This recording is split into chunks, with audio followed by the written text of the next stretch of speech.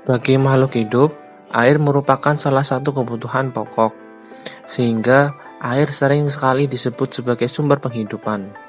Terlebih bagi masyarakat agraris, air merupakan kebutuhan yang sangat vital. Hidup matinya tanaman pertanian sangat tergantung kepada air, baik air hujan maupun air irigasi. Di Indonesia sendiri, khususnya di Jawa Tengah, ada kebudayaan khusus memanggil hujan yang bernama cowongan. Cowongan merupakan salah satu jenis ritual atau upacara meminta hujan yang dilakukan oleh masyarakat di daerah Banyumas dan sekitarnya. Menurut kepercayaan masyarakat Banyumas, permintaan datangnya hujan melalui cowongan dilakukan dengan bantuan bidadari, Dewi Sri, yang merupakan Dewi Padi, lambang kemakmuran dan kesejahteraan. Melalui doa-doa yang dilakukan penuh keyakinan, Dewi Sri akan datang melalui lengkung biang lala atau pelangi menuju ke bumi untuk menurunkan hujan. Datangnya hujan berarti datangnya rahmat ilahi yang menjadi sumber hidup bagi seluruh makhluk bumi termasuk manusia. Dilihat dari asal katanya, cowongan berasal dari kata cowong ditambah akhiran an yang dalam bahasa Jawa Banyumasan dapat disejajarkan dengan kata perong, cemong, atau terok yang diartikan berlepotan di bagian wajah.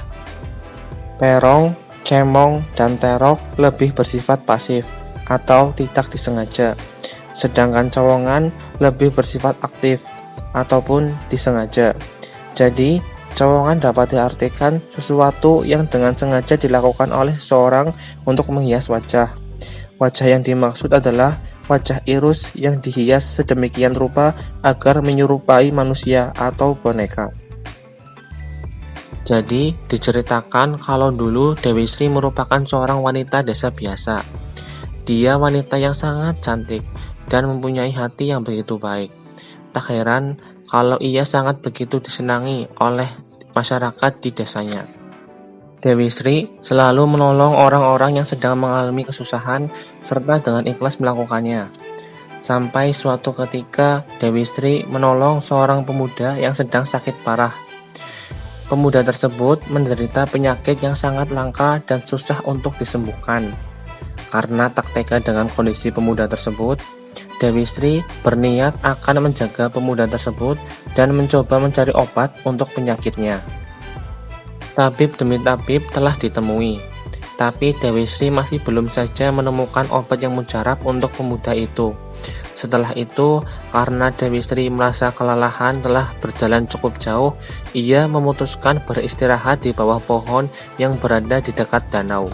Sampai tiba-tiba Dewi Sri melihat dari kejauhan ada seorang kakek yang jatuh ketika berjalan. Dewi Sri segera berlari dan menemui kakek tersebut. Kondisi kakek tersebut cukup parah karena sudah tidak makan selama berhari-hari. Tubuhnya jadi sangat kecil dan kurus. Dengan kebaikan hatinya, Dewi Sri segera memberi bekal makanan yang tersisa kepada kakek tersebut.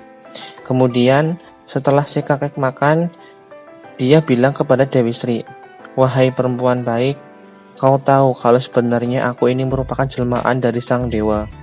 Aku bisa melihat dan merasakan kebaikan hatimu. Maka dari itu, sebagai balas budiku, aku akan memberikan satu permintaan kepadamu. Apapun yang kau minta, akan aku kabulkan." Dewi Sri terkejut mendengarkan pengakuan dari sang kakek.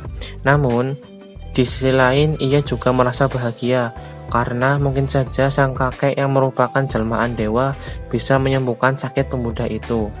Langsung saja Dewi Sri menjawab, "Baik kalau begitu, Kek. Aku hanya meminta agar kakek menyembuhkan seorang pemuda di desaku yang selama ini menderita sakit parah. Aku tidak tega melihat pemuda itu merasakan sakit lebih lama lagi."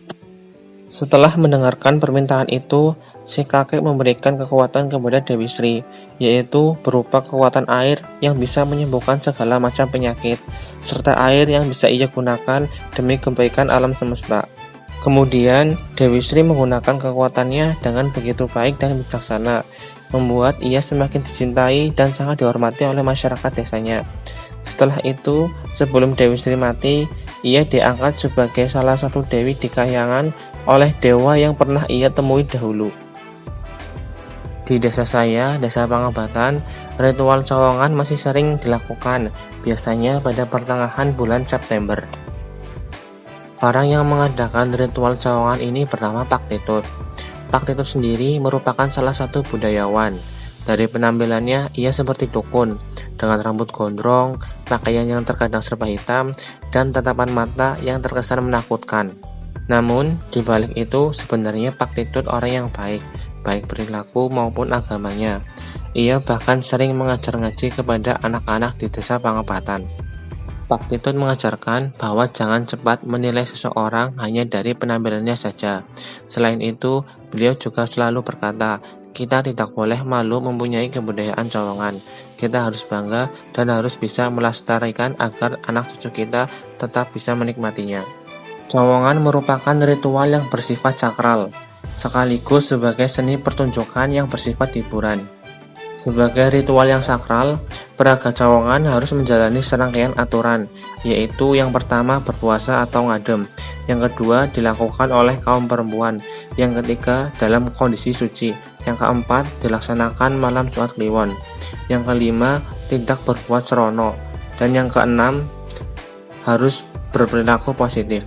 Sementara itu, sebagai seni tradisi yang bersifat hiburan atau tontonan, setiap peragaan cowongan selalu ramai ditonton warga Desa Pangabatan. Setiap kali warga Desa Pangabatan mengalami musim kemarau yang berkepanjangan, mereka selalu sepakat memeragakan cowongan ini. Cowongan masih bisa memberikan harapan warga Desa Pangabatan dalam pemenuhan kebutuhan air ketika kemarau berkepanjangan mendera warga. Ritual cowongan dilakukan dengan menggunakan batok kelapa yang sudah kering, lalu dibuat seperti jalangkung atau boneka serta ditambah dengan mantra ataupun doa-doa tertentu yang dibacakan oleh Pak Titut. Setelah itu, dengan izin Tuhan, hujan akan turun. Ritual cowongan juga selalu digelar dengan ramai dan meriah, tempatnya di lapangan Desa Pangabatan. Ketika ritual sedang dilakukan, banyak sekali jurnalis yang datang untuk mencari informasi serta meliputnya. Ritual cowongan juga disiarkan di TV lokal, yaitu di Banyumas TV. Tak heran, akibat ritual cowongan ini, banyak sekali orang-orang dari luar kota yang sengaja datang ke rumah Pak Titut dengan tujuan untuk lebih mengenal apa itu cowongan. Bahkan pada tahun 2019, Pak Titut berkata kalau ada orang dari negara Yunani yang datang ke rumahnya karena ingin melihat langsung ritual cowongan, serta mereka merasa kalau budaya yang ada di sini merupakan budaya yang sangat bagus. Cerita yang ada sejak dulu masih lestari sampai sekarang, dan ilmu atau pelajaran di balik ritual cowongan itu sendiri bisa tersampaikan. Maka dari itu, semoga ritual cowongan selalu bisa memberi warna dan kebaikan bagi masyarakat sekitar dan seluruh masyarakat Indonesia.